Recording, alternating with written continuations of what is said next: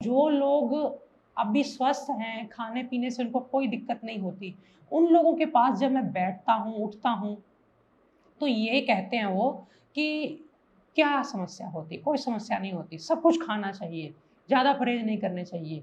मैं परहेज़ करने के लिए नहीं कह रहा हूँ, मैं सिर्फ़ ये आगाह कर रहा हूँ कि खान-पान कितना मायने रखता है, ये वही जान सकता है जिसने खान-पान या गलत खान-पान से नुकसान उठाया है। ख़ैर, ये बातें कभी ख़त्म नहीं हो सकती। आज मैं आपको आईबीएस और संग्रहणी पर अपना क्या तजुर्बा रहा, पिछले कुछ वर्षों का, उस पर थोड़ी-सी एक चर्चा करूँगा ताकि आपको पूरा ना सही लेकिन बहुत कुछ इसमें से जानने को मिल जाए कि आप कहाँ गलती कर रहे हैं, क्या चीज़ आप मिस कर रहे हैं, कौन से पॉइंट्स जो हैं वो ज़रूरी हैं।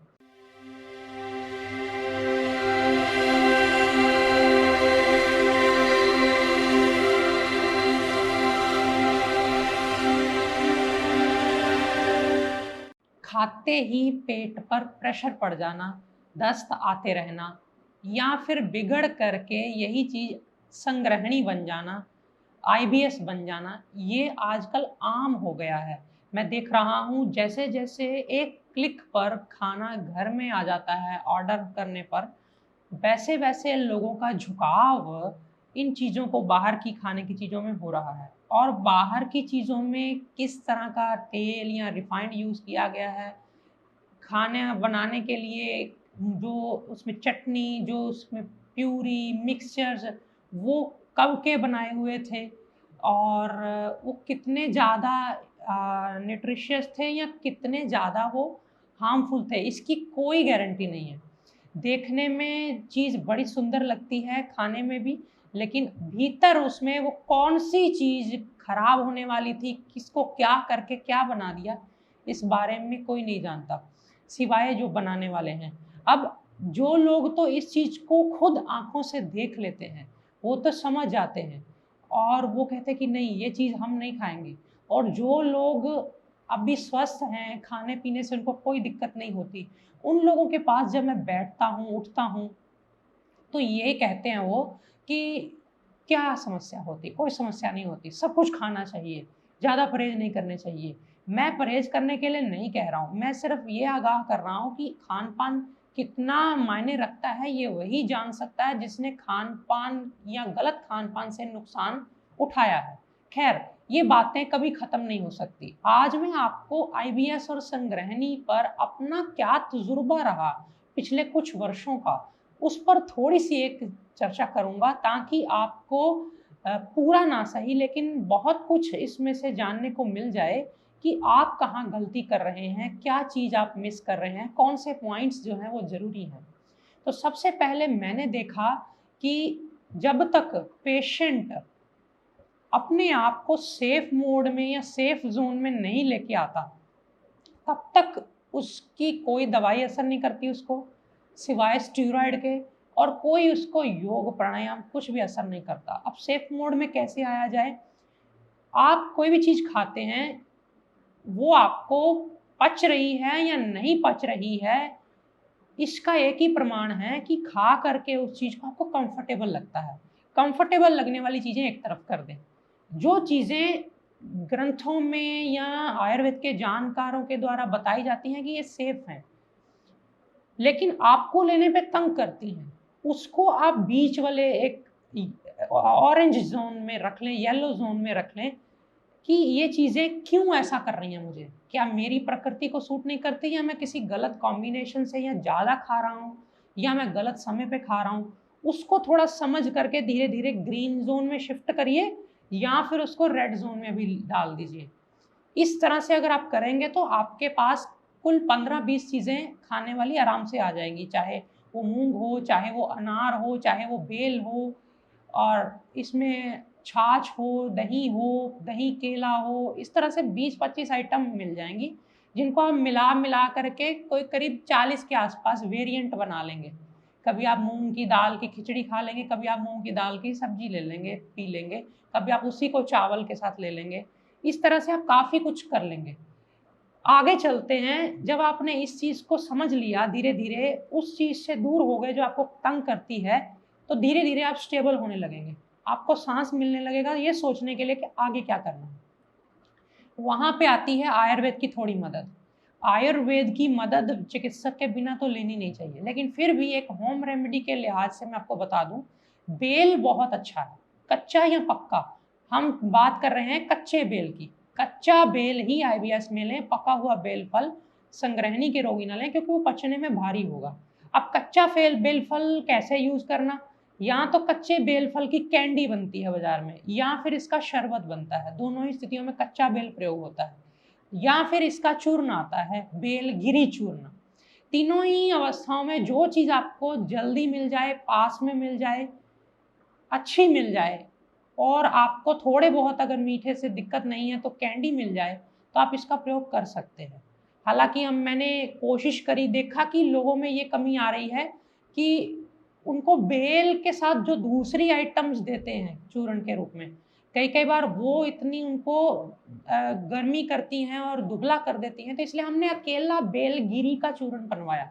इसी तरह मैंने आइडेंटिफाई की लोगों की समस्या कि लोगों को बेल शरबत में मीठा बहुत डालते हैं, और बेल का खुद का इफेक्ट कम होता है, क्योंकि उसमें कोई फ्लेवर वगैरह दे के उसको थोड़ा सेलिंग के लिए अट्रैक्टिव बनाते हैं। तो मैंने ये सारी चीज़ें साइड पर रख के फोकस किया कि एक क्वालिटेटिव बेल के ऊपर काम करके हमने बेल का शरबत भी बनाया, ताकि ये चीज़ें दिक्कत सॉल्व करें किसी की, ना कि मुझे कोई आप लोगों से कोई मार्केट कैप्चर करना है। मेरा मकसद सिर्फ इतना है कि आप ठीक हो करके एक दिन कहें कि हाँ मैं बहुत खुश हूँ।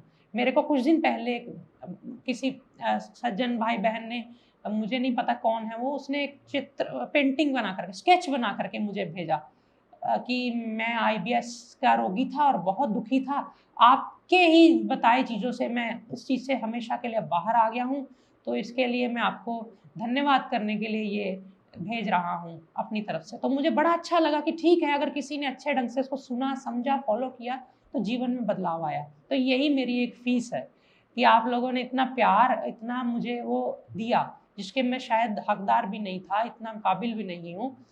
खैर, तो यहाँ पे आपने जब बेलगिरी चूर्ण या बेल शरबत या बेल कैंडी चुन ली, धीरे धीरे आप आगे बढ़ेंगे। अब आप हड़बड़ाहट नहीं करेंगे जल्दी से, तो अब आप कुछ मेडिसिन डॉक्टर के परामर्श से लेंगे। डॉक्टर जो होता है वो कैसे मेडिसिन देता है, डॉक्टर देखेगा अगर आपको रक्त आ रहा है, तो रक्त आ रहा है तो पित्त वाली कैटेगरी में रखेगा। अगर आपको रक्त नहीं आ रहा, सिर्फ कफ आ रहा है, तो आपको कफ वाली कैटेगरी में रखेगा। और अगर आपको दोनों नहीं आ रहे, गैस बन रही है, पेट में गुड़गुड़ हो रही है और सूजन है, सूजा पड़ा है, पतले हो गए हो, तो आपको वात की कैटेगरी में रखेगा। अब आप कहेंगे जी ये तो मेरे में मिली जुली लक्षण है सारे, तो फिर आपको कई बार मिश्रित रोग भी होता है, मिश्रित दोष भी होते हैं, तो ये चीज वो देखता है। दूसरी तरफ वैद्य क्या देखता है कि ये दोष जो बढ़ रहे हैं, क्या इनमें से कोई ऐसा दोष तो नहीं है, जो दोष या जो धातु ऐसी तो नहीं है जो बढ़ने की बजाय घट रही हो। जैसे कोई बहुत ज्यादा जरूरत से ज्यादा वजन जिसका गिर रहा है, इसका मतलब उसकी कफ धातु कमजोर हो रही है। तो कफ धातु कमजोर हो रही है तो वहां पे वो ऐसी चीज देगा जिससे धातु बढ़े, साथ साथ कफ धातु बढ़े लेकिन ठंडी ना करे वो चीज, ये ध्यान रखेगा वो। तो और इसी तरह अगर वो देखेगा कि गर्मी बढ़ रही, उससे तो नहीं पतला हो रहा है, अगर हो रहा है तो वायु तो नहीं साथ में है, तो वायु को शमन करने के लिए वो साथ में वात शामक स्निग्ध चीजें देगा थोड़ी थोड़ी, जैसे छाछ हो गई, दही हो गई, इन्हीं से काम चलाएगा। और धीरे धीरे जैसे जैसे पेशेंट हल्का इजी फील करता जाएगा, तो वो थोड़ी थोड़ी ड्रॉप्स, थोड़ी थोड़ी बूंदें घी की, नेचुरल गाय का बिलोना घी, बहुत महंगा वाला, थोड़ा थोड़ा डलवाएगा। जब वो पचने लगेगा तो धीरे धीरे मात्रा बढ़ा देगा डाइट में ही। तो उससे क्या होगा, वो वीर्य बढ़ेगा, वायु घटेगी, पित्त भी शमन करेगा, घी तीनों काम कर लेता है। तो यहाँ पे वो बड़ा स्ट्रेटेजिकली, बड़ा सोच के, देख के लक्षणों को, आपकी पूरी बॉडी की तासीर, प्रकृति, रोग व्याधि का निदान सब कुछ समझ के करेगा। और यहाँ पे बात आती है मेडिसिन की, तो कौन सी मेडिसिन अच्छी हैं। मैं आपको अगर सेफ जोन में आप चलना चाहें तो दो मेडिसिन रिकमेंड करना चाहूंगा, एक है बिलवासव और एक है तक्रारिष्ट। बिलवासव और तक्रारिष्ट दोनों देने अच्छे हैं, लेकिन साथ साथ नहीं। एक कब देना है, दूसरा कब देना है, मैं इस पे 1 मिनट में चर्चा कर दूं, ताकि आपको पूरा फाइनल एक ट्रीटमेंट मिल जाए जो कि आप घर बैठे कर सकते हैं। फिर इसमें कुछ टैबलेट्स का कॉम्बिनेशन, अनुपान चलाया जा सकता है। अब ध्यान रखिए, आसव अरिष्ट जो होते हैं ये खाली पेट तब दिए जाते हैं जब वजन बहुत ज़्यादा है, और खाने के बाद तब दिए जाते हैं जब बहुत वजन कम है। दूसरा क्राइटेरिया क्या होता है कि जब भूख नहीं लगती तो तब दीपन करना है। दीपन का मतलब डाइजेस्टिव जो फायर है उसको जगाना है, तब भोजन से पहले दिए जाते हैं। और जब भोजन, भूख तो लगती है लेकिन पचता नहीं है, पड़ा रहता है, तब खाने के बाद दिए जाते हैं। जब दोनों ही स्थितियां सही चलती हैं लेकिन पेट में फिर भी बहुत गैस, पेट के अंदर ही जो कुछ है कमजोरी आदि सब कुछ होता है, तो फिर हम आधा खाना खा करके उसको दवाई को देते हैं। ये आपको मोटा मोटा ढंग मैंने बता दिया जो कि बड़ा काम करेगा आपके लिए। फिर बात कर लेते हैं दोनों में से कौन सा चूज करें। देखिए, बिलवासव तो सबको चल जाता है लगभग। बेल शरबत भले ही आप ले रहे हैं तो उसके बावजूद भी सुबह दोपहर शाम लिया जा सकता है, 4-4 चम्मच बराबर पानी मिला के। कई कई बार वो अगर लगता है कि इतने ज़्यादा बैक्टीरिया नहीं दे पा रहा आंतों को और बहुत ज़्यादा रोग पुराना हो गया है, ज़्यादा देर चला भी लिया है बिलवासव को, अब वो कुछ असर कम सा करने लग गया है, उस समय ज़रूरत होती है एक मेडिसिन और शिफ्ट की जाए, थोड़े समय के लिए पलटी जाए, बदली जाए, तब हम तक्रासव या तक्रारिष्ट, एक ही बात है, उसको चुनते हैं। जब तक्रारिष्ट चुनते हैं तो 2-3 बातों का ध्यान रखते हैं। एक ये कि कहीं आपकी बॉडी पहले से ही बहुत ज़्यादा भूख तो नहीं लग रही। अगर भूख लग रही है और बहुत ज़्यादा भूख लग रही पहले से ही, तो कोशिश करते हैं कि इसको ना दी जाए, क्योंकि ये बहुत ज़्यादा, ये भी भूख जगाएगा। और अगर लेने लगे हो तो फिर हम भोजन की मात्रा बढ़ाते हैं ताकि अच्छे से खाएं। फिर भले ही वो थोड़ा दस्त भी करे, लेकिन हम दस्त के साथ साथ तोलते रहते हैं वजन, कि खा रहा है दस्त कर रहा है, खा रहा है दस्त कर रहा है, लेकिन भूखा नहीं रह रहा है एटलीस्ट, तो आश्वरिष्ट पच जाएगा। नहीं तो आश्वरिष्ट शरीर को गर्मी देगा। तो जब वो वजन उतना ही रहता है, थोड़ा बहुत दस्त आते भी हैं थोड़े दिन, तो हम वेट कर लेते हैं शांत रह के कि कोई बात नहीं, सब कुछ नॉर्मल चल रहा है। यही क्राइटेरिया होता है, वजन ना घटे, उतना ही रहे। तो तक्रारिष्ट तक्रासव तब दिया जाता है जब बिल्कुल आंतें कमजोर हो गई हैं, खाना आंतों में पचता ही नहीं, वहीं घूमता रहता है। और तक्रासव तब भी देते हैं जब पेट में अपने बैक्टीरिया बहुत कम हो गए हैं खाना पचाने के लिए। बैक्टीरिया बहुत ज़रूरी हैं, आपको पता होगा हमारे शरीर में ज़्यादातर जो खाना पचाते हैं वो हमारे जो बैक्टीरिया हैं वही पचाते हैं। वो बैक्टीरिया पेट में जो प्रोबायोटिक्स लेने से पूरे होते हैं, ये प्रोबायोटिक ही है एक तरह से तक्रारिष्ट। आईबीएस चाहे कब्ज वाली हो चाहे दस्त वाली हो, होता ये है कि है दस्त लेकिन लगेगा ऐसा कि टॉयलेट में बैठे हैं लेकिन पूरा पेट साफ नहीं हो रहा, तब ये बहुत अच्छा काम करती है तक्रारिष्ट। उस स्थिति में बिल्कुल काम नहीं करती। मैंने फिर कह दूं आपको कि जिस स्थिति में बीपी बहुत बढ़ रहा है, क्योंकि इसमें नमक होते हैं 5 प्रकार के, तो हम जिनका बीपी लो रहता है उनको तो बड़ी सेफली सूट कर जाती है, और जिनका बीपी बिल्कुल कम बढ़ता है उनको नहीं देते। 4-4 6-6 चम्मच ही देने होते हैं, इसके भी बराबर पानी मिला के, वही लेने का ढंग, पहले बीच में या बाद में, जिस तरह जिसकी बॉडी की को अनुकूल पड़े।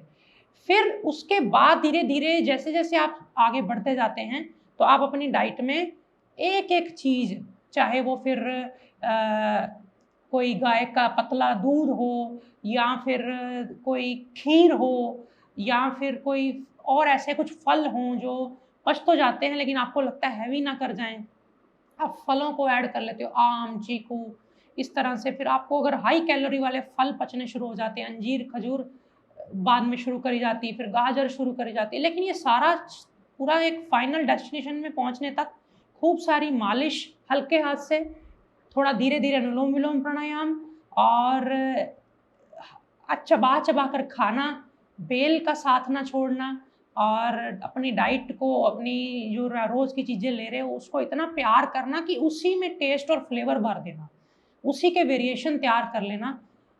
तो एक ये हो गया। अब आने वाले समय में आपके क्या डाउट्स हैं वो मुझे बताओ, और मैं एक तक्रारिष्ट पे डिटेल्ड वीडियो बनाऊंगा जिससे आपको जानकारी मिलेगी और ज़्यादा कि तक्रारिष्ट कैसे प्रयोग करनी है इस समस्या से बाहर आने के लिए। जिन लोगों को लाभ हुआ वो भी नीचे कमेंट करो, कमेंट के साथ साथ ये भी बताओ कि उन्होंने क्या किया, ताकि मुझे भी आप लोगों से फीडबैक मिले और मैं आने वाले वीडियोज़ में उन चीज़ों पर बात कर सकूँ और जो लोग निराश हुए पड़े हैं, उनको भी एक आशा की किरण आप लोगों ने अब जगानी है। आज फ़िलहाल इतना ही। नमस्कारम।